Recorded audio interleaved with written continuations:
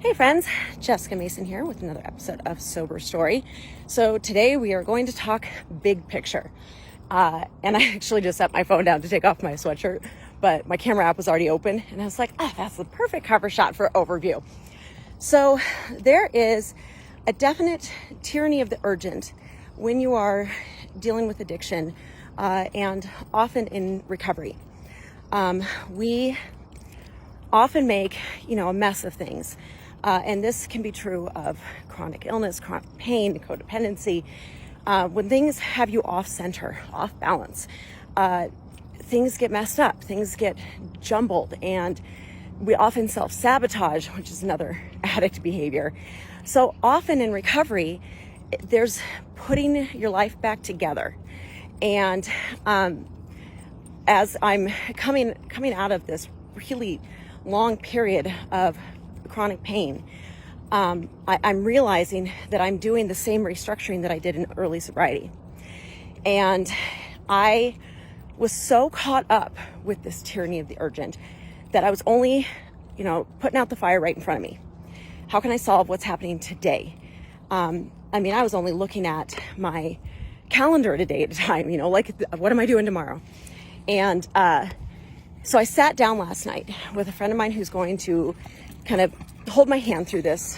And as I was sitting there laying out all of the problems and the things that need to be addressed, I realized what a mess it was.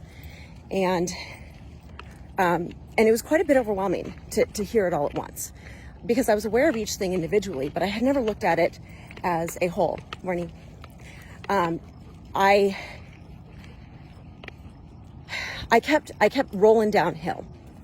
That one problem beget another problem, and the chronic pain happened right before the pandemic.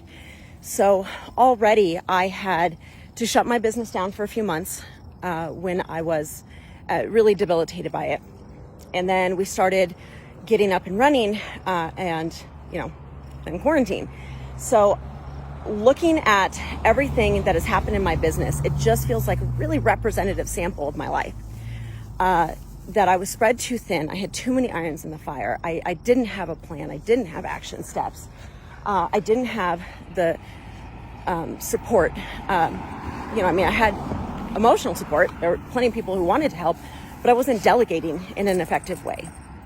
And I think that this mess that I'm looking at, it is something that when you're coming out of a period of uncenteredness, that it's just part of putting your life back together.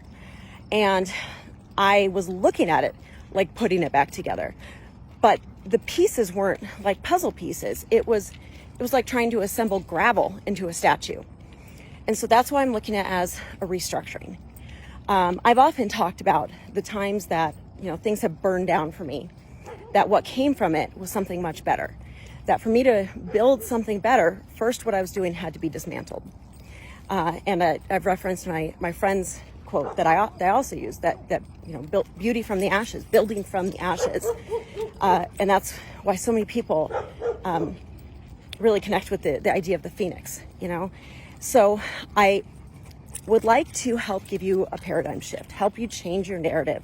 If you are sitting in the ashes, if you have burned things down, or if you've gotten behind, or whatever you've been dealing with has really torn down whatever you've built, because taking a step back is difficult. Because it's the same thing with acknowledging your addiction, right? The first step is to acknowledge there's a problem, and it's a hard step, because even though you're aware of all the details, like how you've been acting, or we all know what's going on, but acknowledging it all can be quite overwhelming.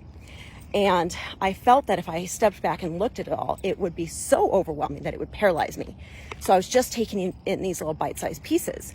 But I was, working really hard and not smart. So stepping back, laying it all out, my pain cranked up. I felt like, oh my gosh, this is worse than I realized. Like, things are a mess. But we sat down and he said, okay, what are the 3 things that if you could change right now would start bringing in business?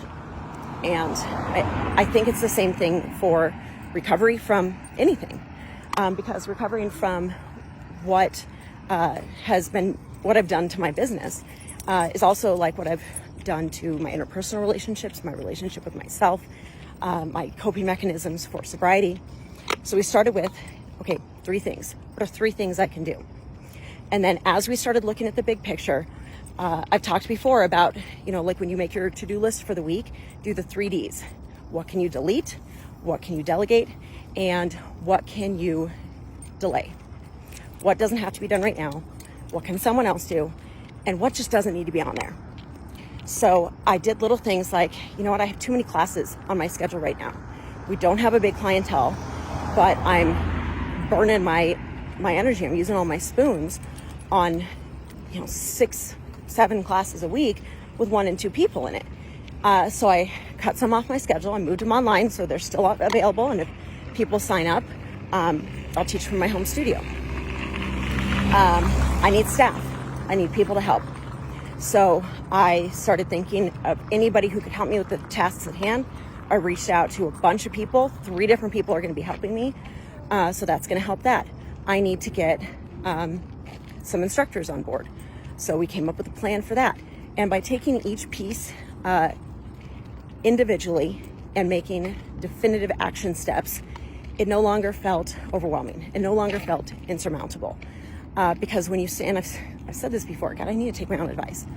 But when you stand at the bottom of a mountain, like that one, and you look up at the top and you think of how am I going to get from here to there right now, it's impossible. You're physically not able.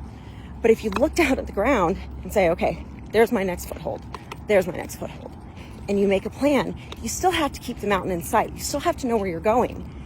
You can't lose the forest for the trees. But you have to start making progress 1 step at a time. It's the whole progress over perfection. You have to keep moving forward. And so by making this overview, trimming it down, deciding what was important for right now, I feel like it's within my power. Because the way I was doing it, it wasn't in my power to change. It wasn't that I wasn't working hard enough. I was just not doing the things that was actually going to change it.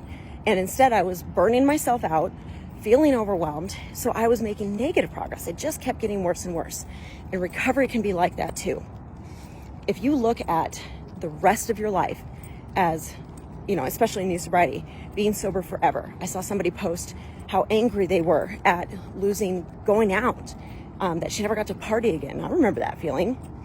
But you don't have to look at it for the rest of your life. Look at it for right now. I'm not going to go out tonight. I'm not going to go out this weekend. And at some point in sobriety, if that's something that still appeals to you and it's safe for your sobriety to do so, do it. I still go dancing and I can be at bars and restaurants where people are drinking, but mainly because that wasn't my my area of choice. I was a secret drinker. But taking things in bite-sized pieces doesn't mean just solving what's right in front of you. It means looking at the picture as a whole, deciding the order that things need to happen, and then taking a few steps at a time. And I think the overview approach, man, that works for all the big problems, right? And again, I know that none of this stuff I'm saying is revelational. It's all stuff I've heard before too. But sometimes you hear the right thing at the right time and the words land differently and they make a difference. So hopefully this is doing that for someone watching. Anything insurmountable, man, mount that sucker 1 step at a time. That's it.